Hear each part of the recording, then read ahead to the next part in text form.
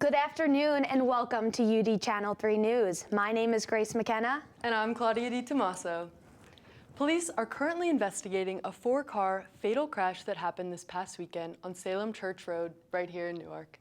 According to police, 4 cars crashed into each other after an unknown vehicle entered the southbound lane in an attempt to pass a Honda Civic.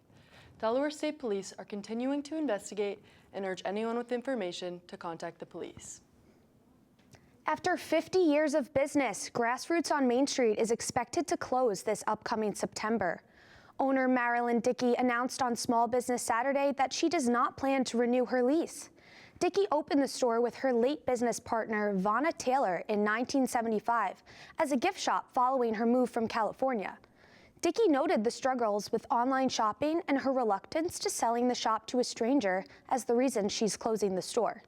Grassroots is a staple on Main Street and will surely be missed. English professor Matt Kinservic has reimagined what it means to teach his first-class English class here at UD. After 27 years of teaching, the professor shares concern that there's so much discussion about students using AI to do their writing, but we're still offering the same writing course that's not up to date with the changes. He urges that this course has to change to fit the recent surge of artificial intelligence. Instead of prohibition, the professor is guiding students through the beneficial ways AI can be used in the classroom. Interim President of the University of Delaware, Laura Carlson, sent out a message Tuesday morning regarding campus safety following the arrest of a university graduate student. The student had been arrested and charged for illegally possessing a machine gun and intent to attack the UD Police Department. Claudia Di Tommaso had the opportunity to interview Newcastle County Master Corporal Richard Chambers about this arrest. My name is Corporal Richard Chambers. I am the Public Information Officer here at Newcastle County Police Department. So stops like these remind me how much intuition is based into your job. Like the officers that were on the scene, they just felt something was off and decided to pursue it. Absolutely. You know, the officers on that day were going on a routine check of Canby Park West. They drive up and they see a white Tacoma. Finding cars in parks at night is actually not out of the ordinary. And these officers immediately noticed the vehicle and conducted a motor vehicle stop. When they conducted the stop, they made contact with the driver, who was 25-year-old Lukman Khan. While they were speaking to him, they noticed some inconsistencies in his story, and he was very nervous. And they were able to articulate probable cause to ask him to get out of the vehicle. Khan refused to get out of the vehicle, and then he was forcibly removed from the vehicle and placed into custody. His car had to be towed, and that's when we located the weapon, the Glock handgun, the micro-conversion kit, the ballistic body armor, and the composition book, which contained the information regarding University of Delaware. What part of this case has stayed with you the most personally? The what-ifs. I mean, there's a lot of what-ifs here, and it's hard to predict the what-ifs. Just thinking about the students, just thinking about the university, the fellow officers, because remember, we're a brotherhood. No matter what agency we are, we protect each other, we back each other up, we're here for each other. Same thing with the students, same thing with the public in general. We're here to protect everybody. Good afternoon, Newark. I'm meteorologist Kayla O'Hare with the weather.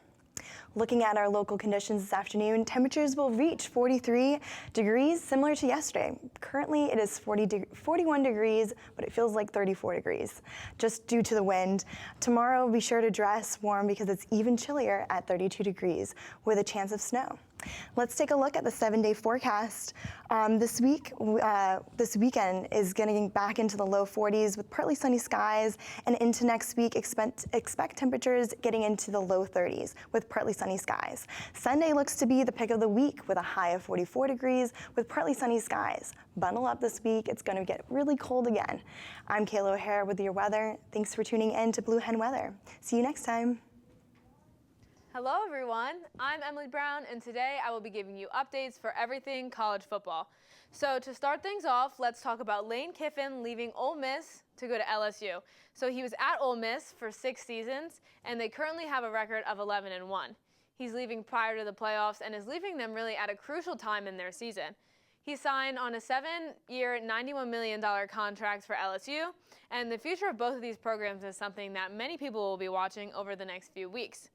Now, Selection Sunday is coming up, and there are multiple games this weekend that will be very important for the seeding of the college football playoffs, one of those games being Duke versus Virginia.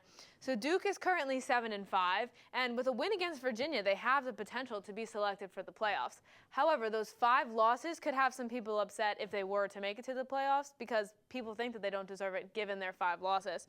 But this does bring up the question of if the new college football playoff format properly controls who makes it into the playoffs. But another game this weekend that's very important is the Ohio State-Indiana game. Both of these teams are 12-0, and this game is going to control who is the number 1 seed for the playoffs. But to make things even more interesting, the 2 quarterbacks, Julian Sain for Ohio State and Fernando Mendoza for Indiana, are both Heisman frontrunners. And this is definitely the biggest game of the weekend, if not the biggest game of this year so far. This Sunday, like I said, will be Selection Sunday for both the college football playoffs as well as bowl game selections. This is a very important day for the future of this year's college football season. Teams have been waiting weeks for their playoff seeding to come out, and recently, many teams reached 6 wins, making them bowl eligible, including our very own Delaware Blue Hens. The rest of this year's college football season is sure to be a very exciting one. Now that's all that I have here for college football updates. For UD Channel 3 News, I'm Emily Brown. U.S. shoppers spent over $14 billion on Cyber Monday, pushing total online sales over the Thanksgiving weekend to $44 billion. Matthew Shea, the National Retail Federation CEO, says that, quote, "This year's record turnout reflects a highly engaged consumer who is focused on value, responding to compelling promotions, and seizes upon the opportunity to make the winter holiday special," end quote. This holiday season shopping is already up 3% from last year. Have you ever wondered how Amazon manages to deliver billions of packages a day across one globe? One center in the UK is gearing up for the holiday season with a highly synchronized operation of moving robots, creating their own form of Christmas elves, making sure you get your packages in time this holiday season. Holiday Spirit is being sold to the highest bidder at a Christmas tree auction in Pennsylvania. Buyers from across the Northeast and Mid-Atlantic were there to supply garden stores, corner lots, and other retail outlets for the coming rush of customers. A survey by a trade group, the National Christmas Tree Association, found that more than 21 million farm-grown Christmas trees were sold in 2023 with a median price of $75. About a quarter of them were purchased at a Choose and Cut farm, 1 in 5 from a chain store, and the rest from nurseries, retail lots, and online stores. A Philadelphia holiday tradition is set to return Friday following a year of uncertainty. The Wanamaker Light Show is back open for the public inside the historic Wanamaker building. The show's return is thanks to a campaign to save the Philadelphia tradition after Macy's closed and new ownership raised questions about its future. The light show runs through Christmas Eve. As for other holiday traditions, here in Newark, local favorite Klondike Kate's is decked out for the holidays with their annual sleigh bar. Christian Watson shares more.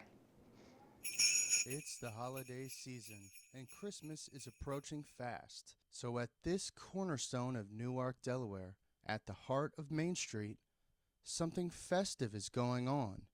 It's the Sleigh Bar.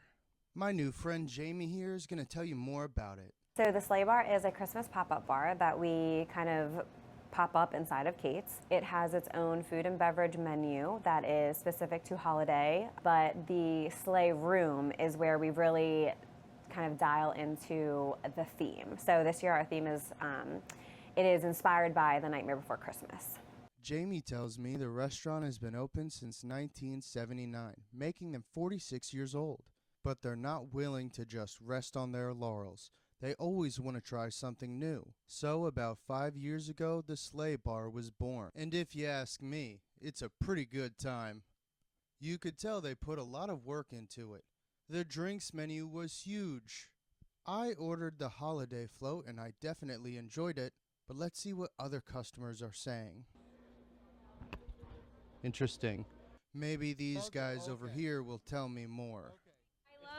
I love the decorations. I think they bring life to Kate's, and I think they enhance the Christmas spirit and differentiate them from other bars on campus. Klondike Kates didn't do all of this just to celebrate Christmas. They also wanted to celebrate the community of Main Street in Newark, Delaware. So, whether you're a family with kids or you're a student at the university about to go home for winter break, make sure you don't miss the sleigh bar. I've been Christian Watson for UD Channel 3 News. Back to you guys in the studio. Thanks, Christian. Continuing on with this holiday spirit, let's talk about some entertainment for the holidays. This year, Netflix has stepped up their game once again with countless new holiday movies. It has delivered an extra impressive lineup this year, featuring a mom posing as Santa, a classic rom-com, and a Christmas Eve heist. Speaking of new holiday movies, the Jonas Brothers are starring in a new film titled A Very Jonas Christmas Movie. The film features the whole Jonas family, including the brothers, as they face a series of escalating obstacles while struggling to make it from London to New York to spend Christmas with their families. It is now available to stream on Disney+. Speaking of holiday movies, Grace, I just watched the 1946 classic movie, It's a Wonderful Life, for the first time, and it's safe to say that my life has changed. Wow, that's amazing. Would you now say it's your favorite Christmas movie? Absolutely, 100%. You need to watch it. I actually have watched it. It's my mother's favorite movie. She makes us watch it every year, but I have to say, it's very heartwarming. Now, speaking of holiday music, what are you listening to this season? Can't go wrong with some good old Mariah Carey. Yeah. That's a good one. I actually love Justin Bieber Christmas album. Sorry to say it, it's his best album. However, that's all we have for today at UD Channel 3 News. I'm Grace McKenna. And I'm Claudia DiTomaso.